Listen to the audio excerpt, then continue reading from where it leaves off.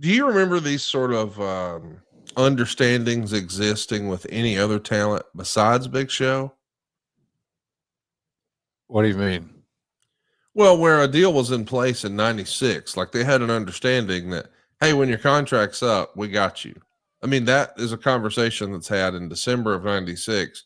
He Right. doesn't actually get to jump until February of '99. So we go all of '97 and '98 with the real life Paul Wight understanding. I'm only here in WCW for the next 2 years. I'm going to WWE.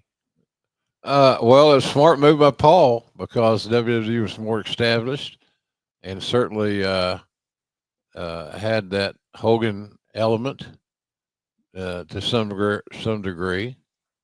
So no, he was smart in that he was patient enough to wait for his opportunity, and that opportunity eventually came. How does Luke Williams become the conduit for this? Bushwhacker Luke is the conduit for Big Show? That seems weird. Yeah, it was a little strange to be honest with you. Luke's a smart guy, been a booker, decent communicator, believe it or not, and he was just somebody that was a non-affiliated emissary, and Luke knew where Big Show should be at the end of the day, and that was the WWE, which is where he eventually wound up. Luke's a smart guy, and he knew what he was doing.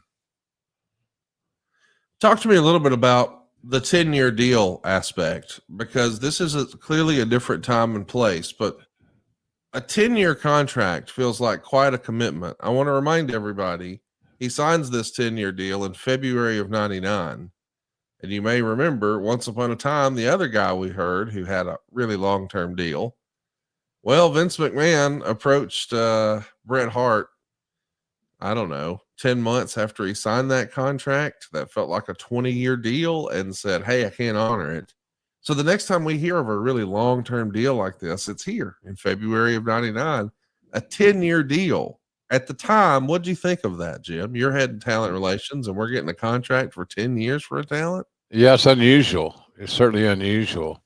I myself had a 10-year deal at my heyday there in WWE.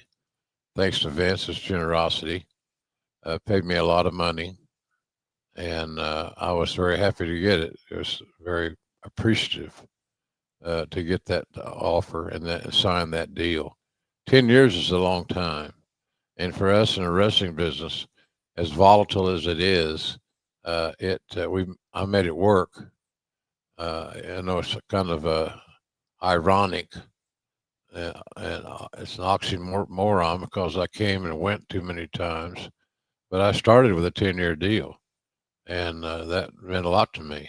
Give me some security in a business where security is it's not oftentimes found. So, but it was unusual. The key thing about Big Show was that we had to make sure we kept him in shape because he was injury prone. If he got too heavy, he would become injury prone. And that 10-year deal, if he's sitting home, meant nothing. It's crazy to think about a 10-year deal, but that's the way it all happened. And we find that out, sort of the backstory, once he actually signs in February of '99. But back in the fall of '98, that's when we started to hear whispers that he might actually be leaving WCW. Dave would write this in September of '98. While this is not confirmed, this does come from people very close to the situation that the Giant is either very close to or has completed a deal to go to the WWF. He's been talking loudly about it for weeks, and some think he's doing it more as a way to get Bischoff's attention and make sure that this rumor gets started. He worked all the weekend house shows after missing Utica, Mississippi on September 23rd, complaining of a broken rib, although his action was kept to a minimum. The rumor largely stems from three things: his talk of a claimed $1 million per year offer and several recent threats to take it, which is quite a bit more than he earns now in WCW. The validity of which is speculative, though, knowing that Titan and McMahon like the knowledge or have the knowledge that they've wanted him from the start. Giant fits the bill, given that at the age of 27 and he's got the huge size. His no showing TV on the 28th and talk from friends in recent days saying that he's going or is already going. Well, it maybe is because it's been clear his WCW career has been stagnant for quite a while. I don't know his contractual obligation, but we've still heard he's got a few months left to go, and he's not able to just walk out. By the way, if he were to leave without dropping the tag title, do you think if this was as true as it was, and this is called speculation and nothing more, that Titan on principle would withdraw their offer, making sure he does the right thing for the business that made him? Me neither. Of course, Dave's having a little fun with the tongue in cheek of, hey, we're negotiating with a talent who's got a title.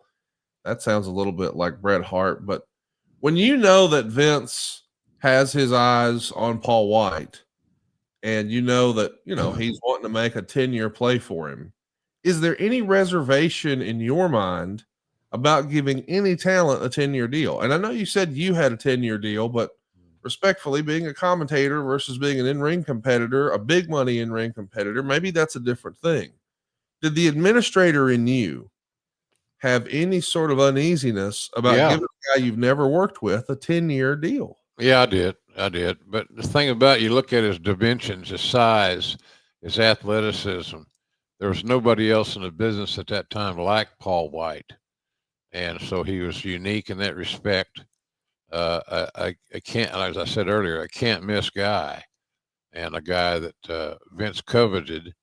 And when Vince covets somebody, in my role during that time, it was to get your man, sign him up.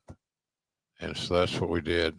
I watched him eat many meals, and I think he did it to help him, to impress us a little bit, because he was eating healthy, eating a lot of protein. So, but that was always the issue. It's always the same issue with big guys like that. How committed are they to getting in shape, staying in shape, and being able to physically perform at a high level? And we knew he had it in him. It's just a matter, can we convince him that being in great condition and being leaner than not is a good thing? It's interesting you're bringing up the leanness aspect, because Wade is even writing about that in October of '98, saying, in the last year, though, Giant has developed a reputation for being notoriously lazy with his goal to do as little as possible in the ring while gaining as much weight as possible outside of the ring. So clearly, even in late '98, there are concerns about issues. Yes.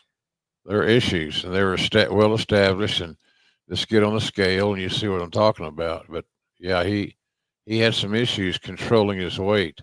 That's been problematic for Paul Wight since day one, at least in my opinion. And he's not the only guy that had issues with weight. There's several others over the years. So we constantly worked on that all the time. Weigh-ins. I weighed him a lot of times at TV just to see how he was doing, to get a measurement on it. He didn't like it, but so I think what it said to him was that we didn't trust him with his weight. And if the weight gets out of control, the downhill slide has started, and we didn't want that.